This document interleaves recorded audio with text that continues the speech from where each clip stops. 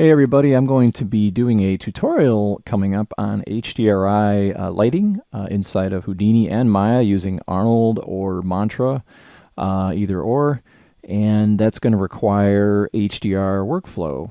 It's going to be different than the way that you usually do HDR. Usually people will bring in Maya lights and they will use an HDR, but they don't clean it up.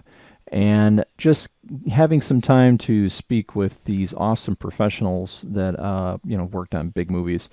They've been awesome in helping me and ushering me through building up a tutorial more for professional Hollywood style lighting. And Hollywood style lighting has to do with HDRI capturing, cleanup, doing some extracting the actual lights from the actual HDRI and basically putting those on cards and lighting those independently, as opposed to just using the default Maya lights or Arnold lights and so forth. It's a more high-end professional way of doing things. It even involves photogrammetry. There are a lot of apps out there to capture the actual geometry and project spherically the actual HDRI onto that geometry. We'll be going over a free app that can take care of that. But for this case, I really just want to go over shooting, getting yourself geared up, and shooting and assembling it in Photoshop. So again, this is the shoot and assembly part 1 using the Theta SC, Smatree Tripod, and Adobe Photoshop CC. So the first thing we're going to go over is gear and pricing. Now this is as of the date of this video posted. Ricoh Theta SC, that's the one I bought. It's a little bit cheaper than the Theta S. It was $179.95. Currently it is. That's pretty cheap for a 360 cam. The only problem with that, and most professionals might kind of tear your head off about this, but they'll say, hey, you're not shooting in RAW. You're not shooting in RAW, and in this case, it's only 12 megapixel. There are other 12 megapixel, in my opinion, is good. Most of these HDRs are blurred anyway when you do some lighting, at least the ambient version of it. So it's not something to be going crazy. This is more of an entry level. I've had no problem with it. It's really about getting the accuracy of the information of the extreme highlights, the values that are super whites that go above the value of 1. And you're going to get higher numbers when you shoot a series of RAW images and compress those into an HDR versus a series of JPEGs sort of sandwiched into an HDR. And again, this Theta S really just does JPEGs, a series of exposures of JPEGs. And again, it's different exposure times. And then we have sandbag, that's optional. And again, all this I have at the bottom for you to click on if you're interested in purchasing. Your total value for the gear for shooting will be about $221.89. That's not bad. I know some of you are, strapped for cash and all that, but it's a good way to start out.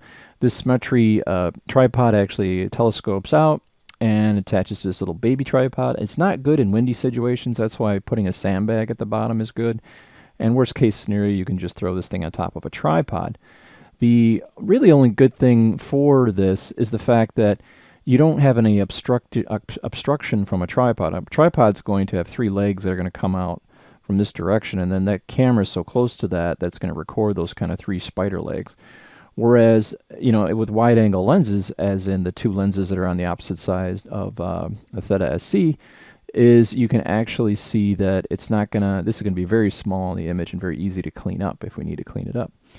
So here you can see we have the actual Theta and that little tripod. Again, I'm in an interior situation here, so I'm not worried about wind, but again, having a actual thing down there. And if it's too windy, get yourself a sturdy tripod, and you're just going to have to do more cleanup of just areas that are more obstructed or occluded. There are 2 different ways of shooting this. You can shoot it perpendicular to the ground, or you can shoot it parallel to the ground.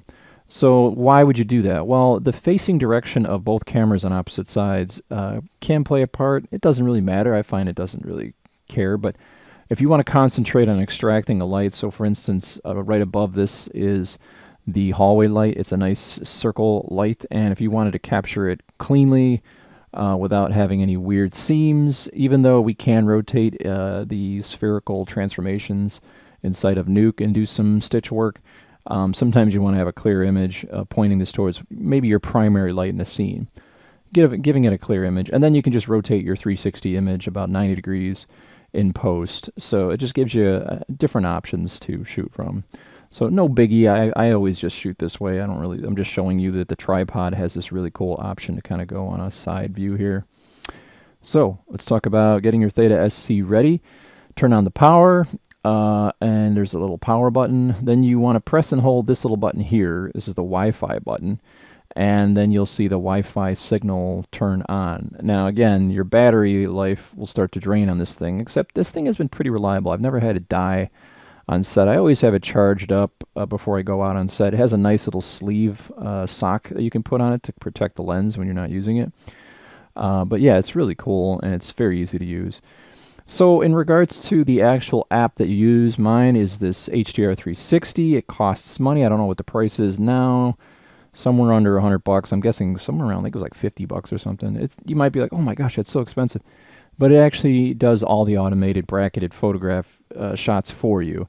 You don't want to be using any of the free apps that are available, because what they'll do is unless they have automated, is the free apps will have you forced to change the actual shutter speed, shutter time. So for instance, if it's a 1/60th of a second, 1/80th of a second, this does it all for you. So pay the piper.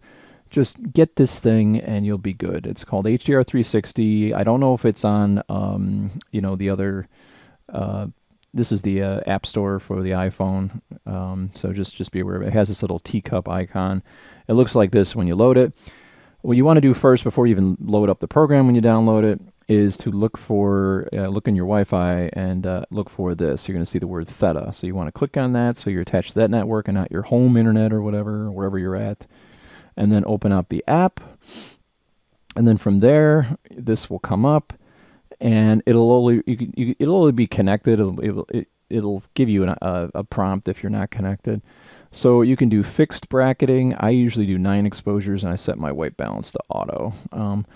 Again, this is JPEG, so once you set the white balance, you better get it right. So if you got daylight or incandescence or fluorescence, by all means. And then you're not going to see any preview down here. So what you do is you hit Capture HDR, and then you're going to hear like a beep, beep, beep, beep, beep, beep. It's going to go through 19 or 9 exposures, whatever you choose. You might hear a weird sound at the beginning, and that's basically trying to have it auto-expose. So it auto-exposes a middle ground, or a middle exposure where it's properly exposed, like this. And then it brackets up and brackets down. The bracketing of the exposure is based on the length of the exposure. So, it opens up, records a little bit longer or shorter.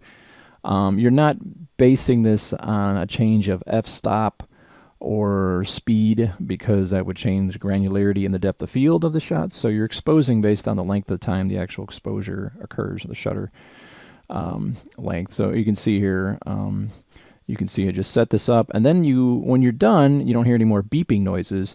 You'll hit this button up here, Preview Results, and you'll get this really cheesy, crappy version of a preview to see what you took a picture of, just to verify before you leave the set. So you can move this bar, swipe it back and forth, and you'll see the exposure turn up and down. It's very important that when you look at it, you see that it kind of blows out and then it goes to complete dark. So if I were to take this and bring this all the way up, this would be pure white almost, and then if I bring it all the way down, it'll be black. So you can see I have a couple more exposures I could pull this way. So my mistake, you pull it down, it'll be bright, pull it up, it'll be dark. So that way you know that you got what you need. 9 exposures is fine. So don't freak out if you're kind of like, oh man, did I get it right? With 9 exposures, that's plenty. Transferring images to your computer, duh. You just plug in your Theta SC to your computer via USB and drag and drop your images onto your computer. So you can see all the different exposures from brightness values here. Some would say maybe we need one more brightened exposure here. I don't know. I mean, whatever. Again, this is a lot of people, a lot of HDR folks out there they kind of diss the Theta. They're using different bracketed camera tools and so forth, which is cool and makes sense. The higher the quality, the higher the megapixel. And again, the big thing they'll gripe about is the fact that you should be shooting in RAW. I think if you're working on a Hollywood movie, chances are you're probably going to want to do RAW. And you're going to want to invest in at least the Theta Z1, because the Theta Z1, again, it's 2 cameras on the outside, just like the Theta SC. It gets everything done. You're not swiveling around a tripod head and taking a million photographs and hoping you got every angle. It's just doing it all for you. Again, the price is significantly higher, $999. 23 megapixels RAW and JPEG, has stabilization, 3-axis stabilization. Allows you to get really low f-stops if you want to have like a depth of field. That's if you're shooting the 4K video, which it offers. It also streams 4K video. It's pretty cool. Looking at it now, again, I definitely am thinking about investing in it, because you're going to get a more, when you actually sample the highlight color of like a blown out sun or a blown out light, you're going to see the numbers get pretty high. Like you're going to see them go very, very high. And I'm not sure, I'm not a science guru on this whole thing, but I know that it's about accuracy, and the higher the number. I mean, that's what I've been kind of told, not necessarily by the people that I've interviewed, but again, it's just what I've been hearing. So with that, we are going to move on to Photoshop and take a look at these images and do some assemblage. So here we are inside of Photoshop CC. We're going to go to File, Automate, and we're going to choose HDR, Merge to HDR Pro. So it's going to ask for files. We'll hit Browse, and I'll choose all my different exposures, and there you go. Now, if you did have some wind, or someone may have bumped it a little bit, you want to do attempt to automatically align source images. You can click that on and do it. It'll try to align the images as best it can, but I highly recommend against it. So when we hit OK, it's going to set up our HDRI. So here we have the prompt of all the different exposures. Just make sure that they are all in order, as you can see here. You have the option of turning on remove ghosts if you had people in the streets walking by, but you might lose a little bit of information. No biggie. I find it really helps if somebody happened to walk past the camera. You don't want to see a million phantom people walking through your shot. You don't want to choose 16 or 8. You want 32-bit, because that's the way we want to work it. And you could see as I just kind of pull this back, you see the exposure of the information of all the JPEGs brought together. Not as good as a series of raw images, but still gives you some good, accurate enough information. You can see even this light back here. You can see the bulbs in here. As opposed to if you did this with a JPEG, bringing the exposure up and down, you would find that the information would not show itself. So right here, you could click on Complete Toning in Adobe RAW. We don't want to do that. We want to leave it all as is and hit OK. It's going to take all these low dynamic range images and turn them into a high dynamic range image, as you can see here. Now, it's very bright, as you can see, but if we close this and reopen it, it'll be that the image will look a little bit different. So you do have the option to make a couple adjustments to this, but not many, because you can see a lot of stuff's grayed out. So you can see with 32-bit, we're not in 16 or 8. And if we try to do any adjustments in colors, such as curves, brightness, vibrance, we can't do it. Okay, so I usually just leave this as is. We're going to save this out, and you have an option to save this. In my opinion, you can either save it as an HDR, or you can save it as an EXR. Most people are going to use EXRs, and we'll just call this finished door HDR, right? And just hit save. It's going to save it as a 32-bit file. Compression, you can put it to none if you're worried. And now it's off to Nuke. So here we are in Nuke. I'm going to go ahead and hit R for read, and there's our HDRI, and we'll take a look at it. Now you can see already it looks relatively darkly lit, right? So you can kind of look at it, it's like, wow, that looks really dark.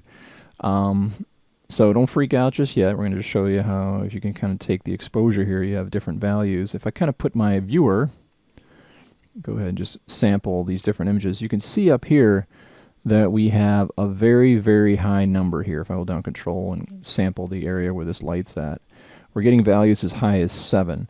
Now, with raw information, you might get even crazier numbers. I find as highest as like 12 on this JPEG to HDR workflow. So you can see even the reflections coming back are hitting values of 2. These bulbs here are hitting values of 7. So that is going to light your scene inside of an application. Now, the next step we're going to be doing is doing actual cleanup in here. All right, so again, you could come over here and do just this kind of exposure up right here. You can also make an exposure node like so. And we'll go ahead and put our viewer there. You can start to bring that up a little bit like that. And you can see if we kind of take a look at the values here. Come over here, you can see that these values are still 7.8, 2, 7.9. So now you have this kind of exposure set up.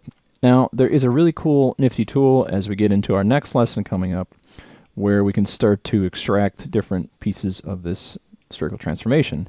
So talked about whether you want to shoot perpendicular parallel to the ground. You can see that above here is really distorted as far as the light that's above us. But if I take this spherical transform node and I set it from input type to lat long map, and that's what this is, a latitude longitude map, like the map of the Earth. And then output type is lat long map, and you can see that we can do the input rotation. Sorry, nothing happens there. It's the second one right here. We can do the Y rotation. Oop, maybe I just have to put my viewer to it. That might help. So I'm going to rotate this around. So this I'm rotating on the Y. You can see it, it looks pretty good. The seams are pretty much well put together in regards to Theta. Theta did a great job. You can do X or Y, and now you can see we could either go towards the floor, 90 degrees, or we can go 90 degrees up. So again, you can see, if I resample the information here, we're getting values pretty hot up here. We're getting values of like 13. Again, if I turn off the exposure here and take a look, we're still getting like numbers. So you can see that's 12, 13. If I turn off exposure, it's up 86, 83. So you're exponentially increasing some of the exposures on here. And again, you could just turn this off if you wish. The information is all there. The color information is there. So, I mean, it's up to you. We could probably take this information to, I don't know, probably pull it up a little bit. That'll kind of brighten things up. Again, you're going to have this heavy, drastic contrast and change. You get some pretty nutty numbers in here. But you got to remember that these lights are significantly brighter. It's a very dark corner in the scene here. So you can kind of see it as this. That's very, very dark, and that's how it was actually lit. Again, you're basically, there is a high dynamic range of reality here. You got the outside light that's extremely bright, and then the interior that's very weak. So again, you can do work in here. For instance, I'm not going to get into it too much, but you can come over here and do a roto paint node. And again, we're working in 32-bit. So we can come in here. I'm going to show you some really cool tools, how you can use to kind of work things, to work them out a little bit. So if I come over here, you can see I can start to paint this out. And we can probably get a little bit closer here. And this is just going to be a hack paint job, just so you can see. And the professionals are going to tell you that, again, you can come in here and blur it if you want. You go here and just blur the daylights out of this, You're going to blur your HDRI anyway in this process, and you probably want to get rid of all these highlights. This is a bit sloppy. But once you do this sort of paint work, and again, you want to make sure all of your strokes here are set to all for lifetime, even though we're just exporting one image. You can go ahead and take another spherical transform and you just invert the information. So this was 90. I'll just make it -90 to go back. And now we're back to where we started, and that light's been painted out. And we could even come in here if we wish and start painting out this stuff here. So again, that's going to require another roto paint node. We are taking quality hits as we do this. There's breaking and concatenation because we're resampling. Every one of these is resampling in a cubic filter. So if we go over here to this roto paint node and put our viewer to it, we could start to clone this out. But again, I'm going to show you a better way of doing this that is a little bit less sloppy. Now, if you got like the Terminator in your scene that's perfectly chrome, being very accurate about your clone work is going to be vital, okay? But I'm just going to be really sloppy in this case. And again, you can see if I come in here, just sample this area, the colors are basically kind of there. And again, you can blur it, you can do whatever you want. And then you can kind of come around here. And then, of course, we've got this right here. So I could take another spherical transform node. And this time I'm not going to do this. I'm going to do a 90-degree movement this way, so that I center the door a little bit. Let's maybe shift it over like right there. And we can do another roto paint option here. And come in here and again put my viewer to it and do some clone work. And this is going to be slop, but whatever. I'm just showing you guys an example here. You could also bring down the exposure on these specific areas too. So for instance, we could just do a roto node, right? Oops, we could do an exposure, right? And we'll plug that into a mask, and we'll plug this through with a, just go and create a simple shape here, like that.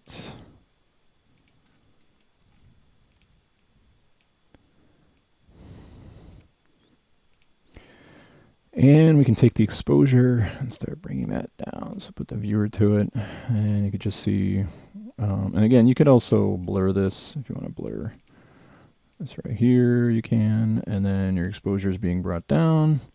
And then you can start to sample like this, like we're at a value of 1.9, whereas before the value was 14, right? So I'm pulling all this information out, and again, what you have now is sort of like a cleaned workflow.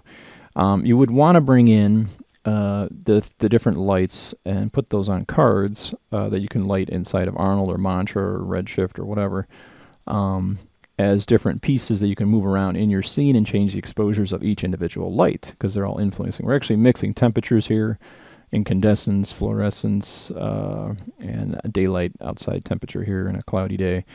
But you can see how you could do all this work and then extract out, you know, like something here, maybe something here, and then above us the light at top, and each one of those changes.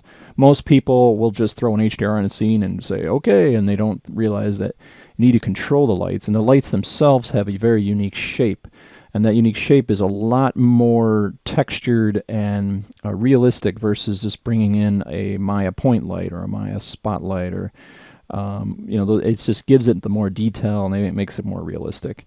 So again, if you guys would like to try this out, I have this available on my Patreon, these JPEG sequences. In the next lesson, we're going to get into some advanced tools that can take care of this stuff and automate the process as we sort of move it towards going into a 3D application for lighting.